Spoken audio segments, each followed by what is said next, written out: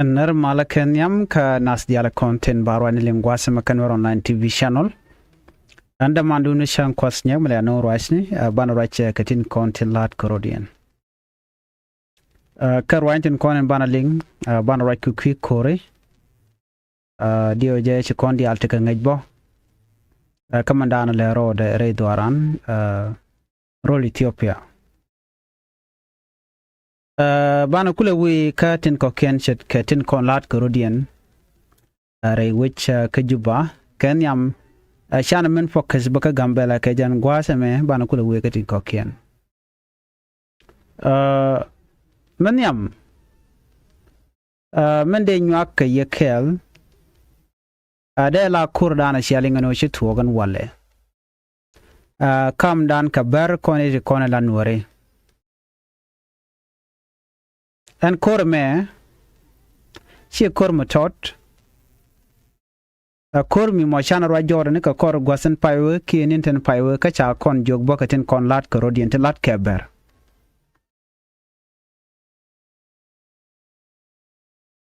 a ber cha rodien organize cha dun realika no a chi karo realika no bi ka kon nak pin chermeda na chikana lat tarpam ke gambele me charo ya leka chigrodian wo shot neka pushala te border dung Ethiopia kene dung South Sudan yan gwada dana te general ber ticketin ka jan gwada dana la kan ken la kan organized ten kan ber kan kone mak kan tiken ko organization kan gar ya leka already tingai kone bon mun biya ko la ngajene la plan chala da ber na me chi ber karwade na me connection ke kuma kirmi yadit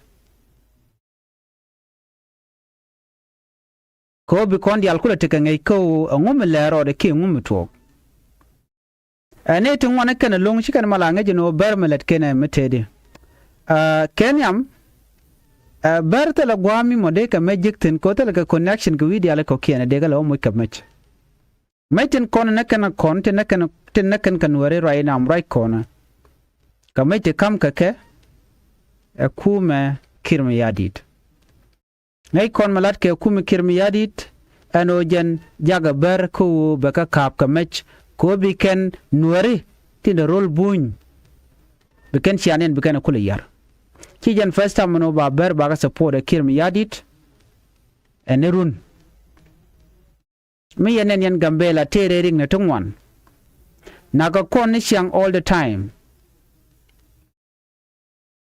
ka majority kanwari gambele majority kanwari nere ngwane kanwari chane South Sudan chane man dagba ke nwari konti de role buñ kan nwari konti de role South Sudan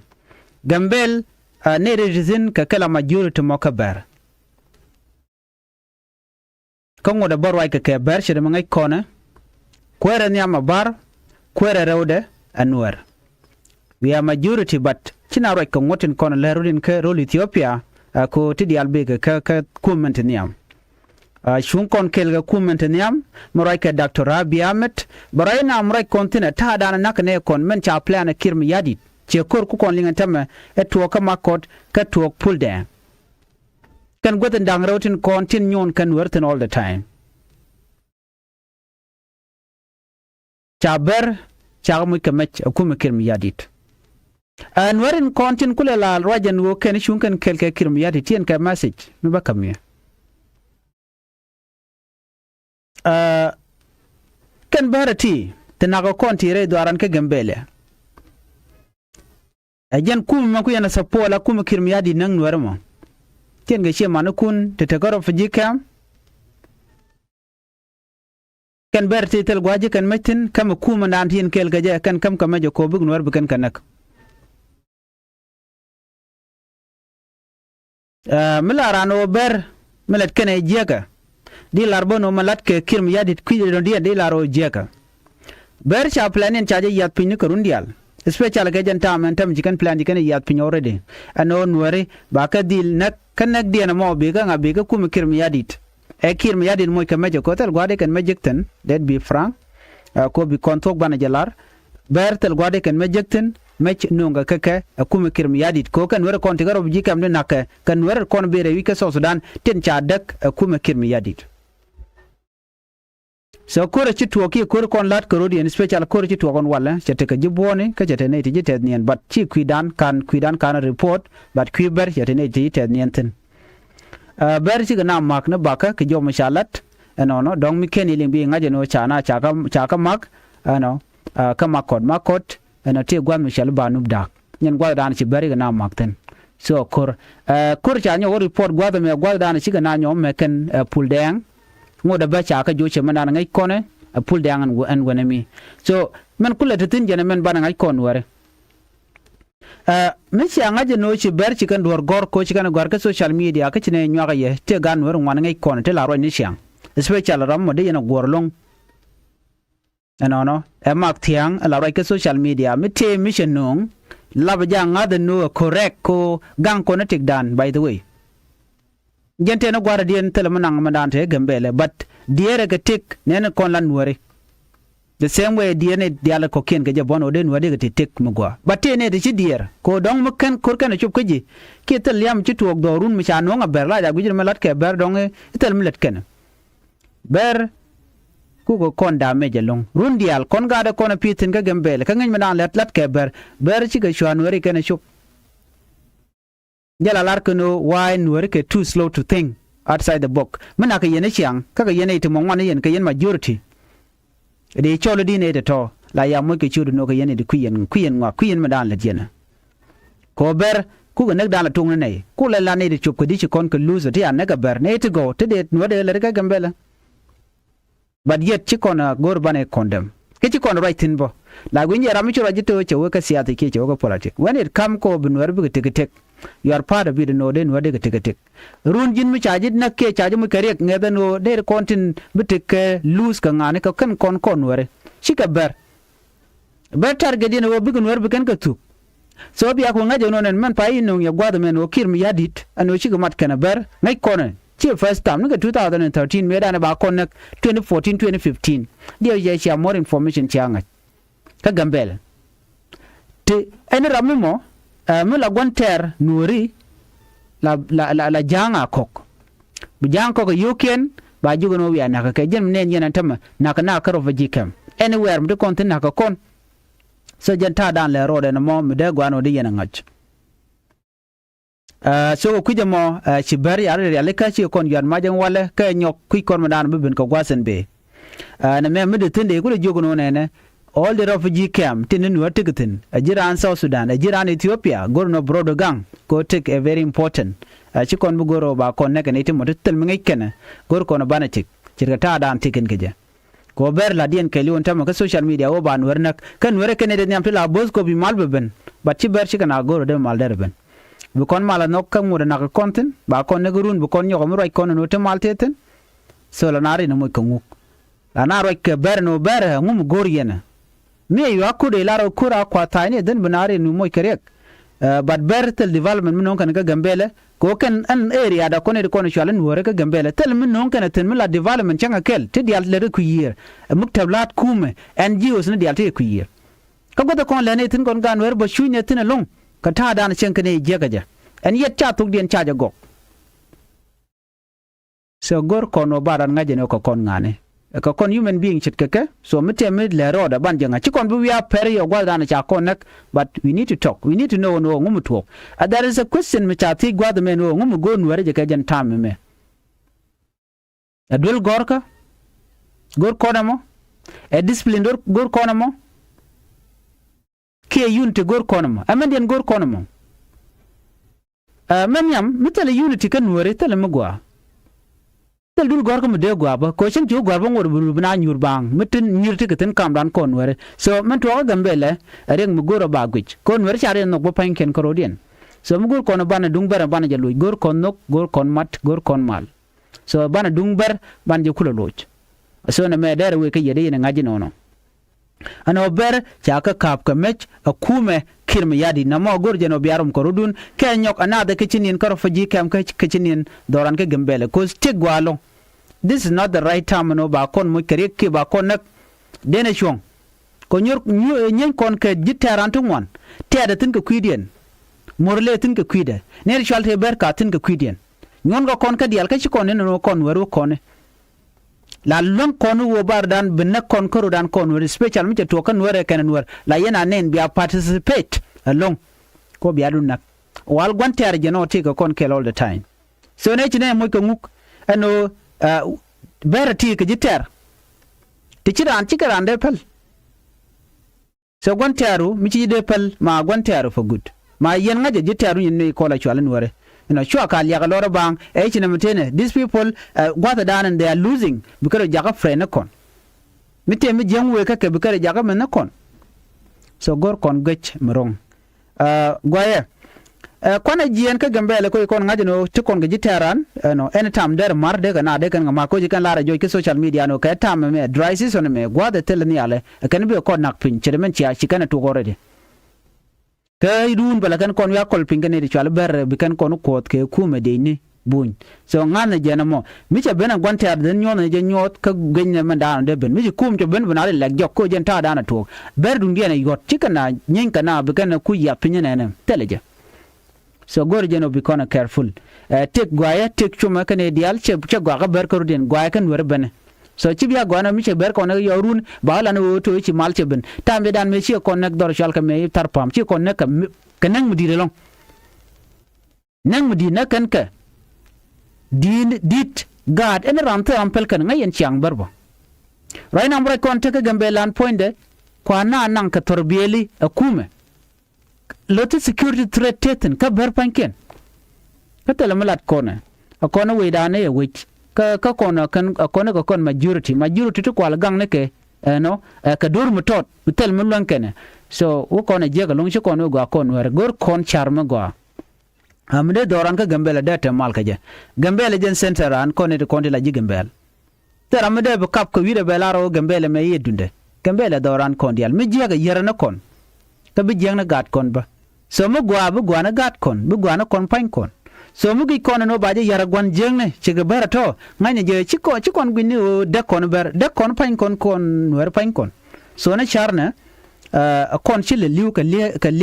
liste kon je to kurun te ci wo raina gweje no ba ce te ka sam chen ce le ci ka taye dan me de kon meng la kon na ga bu kon bet ba kon le di bana bet de je ngwana ci uren garban ta maka gambele ci le taye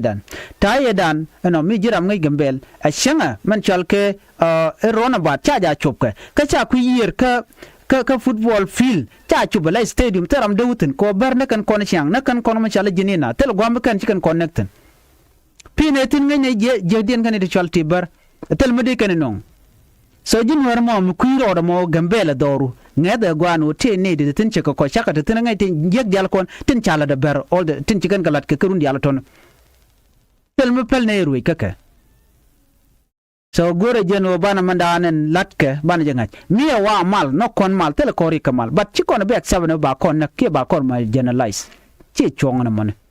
mana ci kon ngure la duar ci kon ker ci kon ringa ke ngok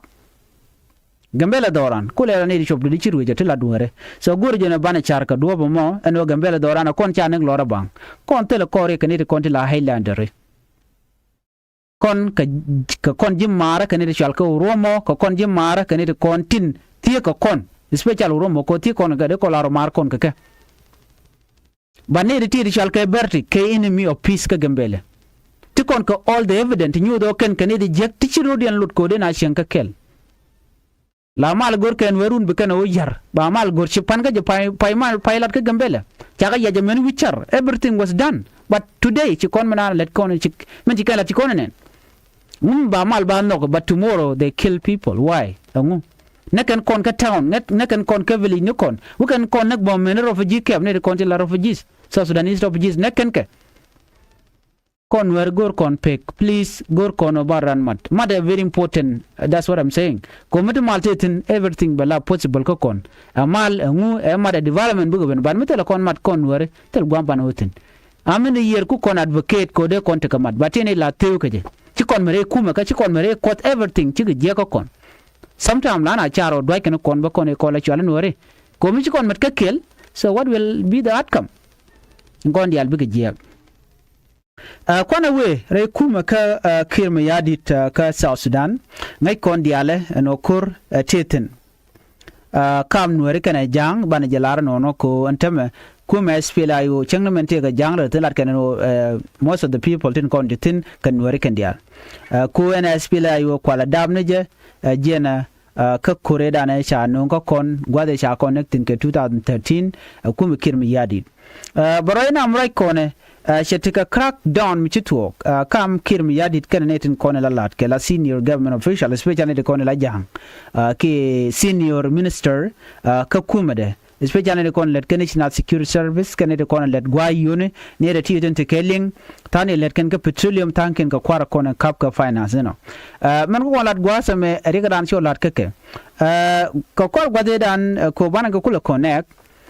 tega jom chalat president dung America si Trump chara jalong ko South Sudan der tikamal ka South Sudan che bitikamal bang bitikamal unless chane de kon yar ke je chaga kon kepke chake el accountable katin je kon let ken ke so right now she kume America she can kume South Sudan ti gane jogo no mu e ken she aneling no bene all the fund bene ka cut dio je chiaro mo chiajeling man chala Donald Trump you know so chero je wona ne de konen logo be malba bene jene kuma South Sudan ki kuma government right ke kirmi yadit report me michalat kachi kon diale nen chi kon share online then me chalat de wona ne de konen loka male kuma ko kum pone che wona ko na ko target the good thing jene chi kuma United Nations chikana ngaja gwanu chan wari shakana that is the good things right now cause chikana ku acknowledge ano kier me hadit chagar tiene chagana kashe air structure je use lo chere nyal chiga use nakan wari chaje ku acknowledge right now ano there is a massacre re doan wari chikana ku acknowledge chikana ku ngat yelara kel shi ku jen ka jen wala da but me kana kon chonkel ke kana kon ngaje te ripon mi ben ga kai chikana ngach jerme pa kwer United Nation pa we re we ka kubo chikana all the detail chikan ko ngach ano ngum le roda ano SSP dia pinker mi yari ku kan targen no chikana ngaje ore so kana ben meda nation now right ka disa baba ala Africa Union sami de shi anen te ga shawlatin te da sha kunpin mala kula gwa ko mi kwar shi nyur la international community la kana te go ba problem ba ngaje no am problem te wena dia ren ma char jare ti gen chabet che accept no ayen ka ja allo ka ja kana complaint ko ngaje ramadan yene rami mo ngaje no lo ni jala to no be which southern be jar tel mi kem tel mi da kam char lat ne ga president bakale konte cha yen ka ke jen chanyen dang ro bakale ka pa dio ke dan kana to da kana jamle che accept no kirmi yadi dalen malade ko medan we ke juba nang international community chepel den jikiri nyogo jien che we ka Africa Union summit den cha jogo no jina lo nyol the political detainees lo ndakre ma char kene ne ke diale concentrate jien ko bi malbe ben ko is the only way ko kurja no ka jongle kurja ga yunde state kurja ka panal ko malbe ben min kene de tene chola de okay ba ka luñ chu kana la na mo jen sha kun no take a group ne dang di ti chare leka troy ko kimal kare wike South Sudan tu bon dang roti chiroj akwer South Africa kana kwer Nigeria meje kana tikala do ne ko bi malbu bena olonye Ramadan la kwer opposition leader dak ma chalo nyeje tikandang romat ngayin me chawla de jang ti jang la ro ne tele mi chal ko ba dak ma char baje luñ dak ma char la o balun te kana ne konti la jilok ala court ke judiciary Canadian corner to Lanko by Dr. Machar Bajalun. Kawad Mima element chalat ki odor chat of chawa unconditional release. Munono Geno, either like Geno take a dear while a teledur Abira than Malban South Sudan. I can know. Chatting you got a gelado no. Again Mukula Benko woody. Coach Ajalatka social media chaling and then she United Nation chicken warga chicken a gore. She pointed Donald Trump to warga chegor. Yanji South Sudan Mishia Malchia Gor. Mene action Menekan. We will cut all the funding. Ba yur ko la kam ke kum South Sudan ba ko ngok ko te ga fan to kwa South Sudan kwa je lokaje anyo kan ci gana la de long bana wona ne anymore enram mo mitika connection ko ba civilian ba kan nak especially Nuer baje sanction kuma United States name a direct information we ga kirmi yadi no we can action cheje kan ka kuma da mashi corruption ce lado then ba funding all the funding ba ka ga ngai no funding to you tikitin ko kuma kirmi yadi ko le benefit kan all this funding chicken plan mo chicken da le kamo we can don't charge ben ngaje ne ko ko ken then chi duor show out information charge leak out charge ngaj jen mu kulti ka warga mu gar ke kirmi yadi no mu e can action ce kana be malbi no bene action bene kan konji United Nation ke ji United States right now chi action chaode ba funding ba ka lele ba ka get ka kume South Sudan so ajen mu ku kirmi yadi le trigger tama right now dio je ne pan ka je siane ne ke Saturday ne ka joge chang siane no go cha senior government official tala jang cha ka to ko mu kap ka ke kirmi yadi do you know why mu kap ka ke ne di ti ka ne de kon tit ko South Sudan economy je ka ne de kon tit ko na liu South Sudan is big chuch especially the National Security Service ko ne di ala kon sha ka betam ka ne di ala kon ne ti di ka oil ke te ka liet ka ka National Security Service tin kwal na la ne ka pin ka yer kan wich kan first of all chicken chatin wan long ti kan ka yar economy wich kan yar la inflation chadit dang wane tele to go ti je ka kuna la defend ka kuma Uganda then you came yadi to ka makabaka ci kon di alanen chawdo chale men sama charbul chaja kap chaja to lwa yena and then ci we kan ko ken di ala ko ken kan nyom kap kan ko cha ngaje titi di kan mo me ci we na karamadana la former finance minister ramdan you tit kade wudi chal Dr. Banaba dio je ci konen wude me tiang dio je shari po chaji gore de ba tiang kero da bar ka yo Shagwan morsa ekol ga cheja koko yotong wan ya jogo no nang ni ga Uganda bara rode he was trying to escape bara rode re wika South Sudan mi chewe ka boda numli kana goro be we ke main road ko main road teten mi jira mi kon we ke numli de re ngaj te ga dobe wal ka dobe dan yoske men jidi de painat bent mela na jel ke jene ya ma de kumten den ci we ga dobe dien Shagwan morsa ekol ga chemo ke yotong wan we den gwadamo chawo kep ko gwad mi chamu ke dine the good enough ne ko na kap ke gwas me chige dine ko kin ke dine jane mi cha kebo chala do jente chiko chamu ke bot Dr. Banaba ke Dr. Chul mila minister former minister of finance me pai week 2 days ago ke 3 days a pai position pai je tup pai je kamra madana la kwer pai kwani kirmi yadit then me je tuɔɔk mi chawna ngo de den cha motorcycle cha kep waje tete yak and when mo cha you $30,000 US dollar cha ga jikaje $30,000 US dollar cha ga jikaje more than maybe 27 million South Sudanese pound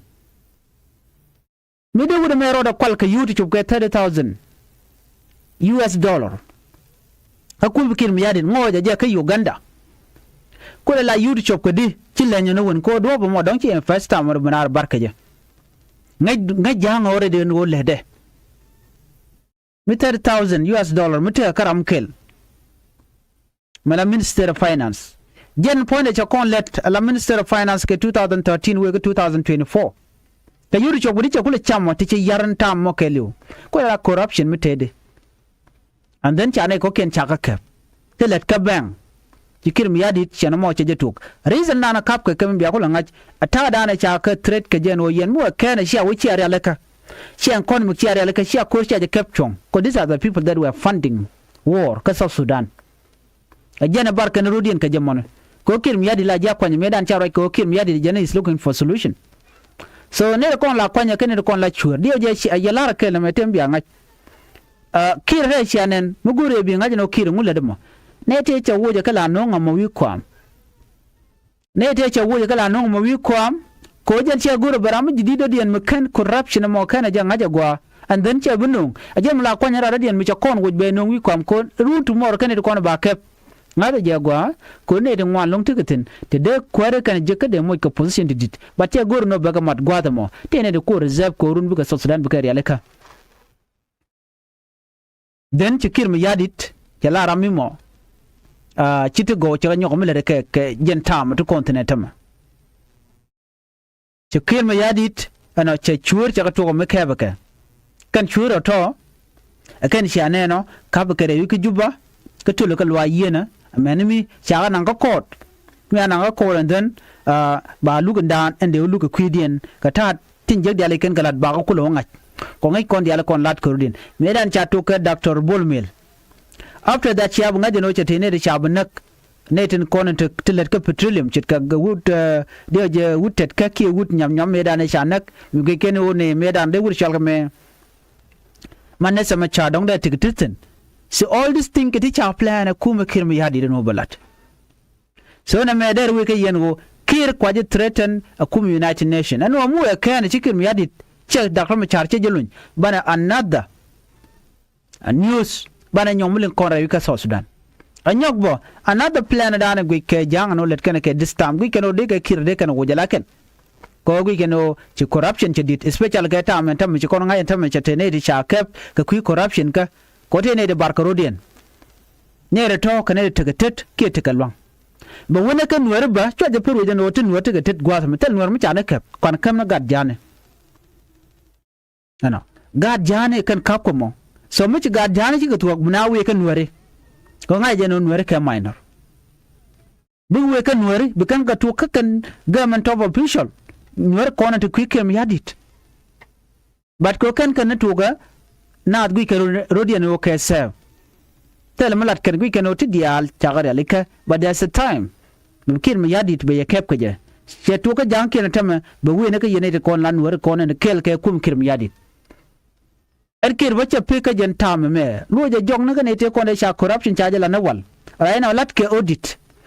da wona jok ka yu dial kon te cha gu je no chi yar chi jiak yu cha ga chamanga ka chi ka we ne ti dia to lo kir mi yadi lo jeten gor ka kel kele amen mi che ngaje no where exactly the problem teten so problem mo amu we de jik chi men tam cha na cha ka kebane and then ba we ne de kon chi kan deal chi kan lat kel so chi deal at all so me jin part of this group bi ngaje no tien reshum ka right now tiare ko seda asona me amlet kub kir mi yadi dan tama lar je ne ri wana o kir mi yadi che wana che kulep kir ngaja kene diality but luko ne jeno be kala let me do minister of finance me la kuer me de roda barka you to chop $30,000 what do you think ka kene ko kene diala ko la mo ke you lan tirde kana lado so ngada jeno there's a problem ka kum kir mi yadi right now so namo amle roda am bana linga kan kon inte be no what exactly is happening in Juba so the top ko ngaja no ka planning ti kir kalat but chiga right now chaga bilika wat ke chiga chup no corruption is real rayuka South Sudan ajem nen kon inflation tetinone ke dangwani ke tel kwangni ko mi sha plan ko runtuk ngwan akane de kon la moje yo point de kir mi yadi so kuje mo report me gor jeno de nyaka yekel ana bana nyogo je ka report adien gorno jin mi jiram jidit ka channel me ana be more information buka jegene siang kadin kon lat korodien re duaran kon wori woni re duaran chet kam te juba mo ka South Sudan ken Ethiopia ngai kon no information ke very crucial kadin kon lat korodien ko ken take bane so jan gwadan go de nyaga kon kel mi jiram jidit ku subscribe ku notification bell ko jetwan anyo bo gwada mo te mi gore de randa Richard da ja tobe ana ko bi information kon be bukan chamala shukran banyo lu jok nada information kon lat korodian ko bi contact ngai ketin kon lat korodian ko chiting walung te lat korodian right now long na rodan nyok ka social media gorin bono ka Facebook ko jan gwada ne ko ndial tegatin mitik latest information tibe bien kamala je gwasmin what I do lana collect information kon lat ko rodin real one and then beben gwad baga nyoka melada ke ka dob dan ci to ko especially chit ka nying malen kon lat ke nying kuin kware lat ke kum kir mi yadit nying kor konen to ko tin to ka je ketin lada ka kon were ka lan ka share ke kelone some information lana kon kalat but te ti chende nyoka yekel gwada me ka ku YouTube sometime take tour ya go no de ka nyoka na kel